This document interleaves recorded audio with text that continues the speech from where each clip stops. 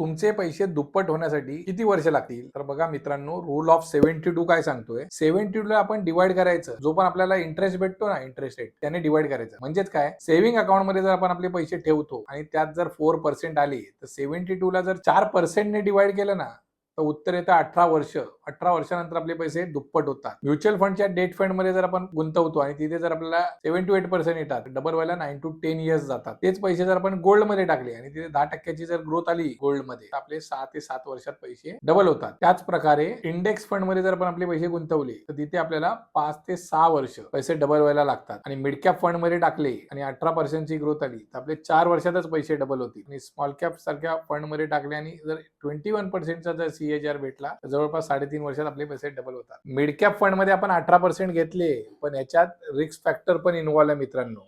आणि small cap fund घेतले, यात जास्त प्रमाणात रिस्क आहे. त्याच्यामुळे विचारपूर्वक आपली गुंतवणूक करा.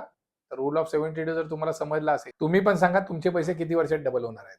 आम्हाला कमेंट करा. थँक्यू.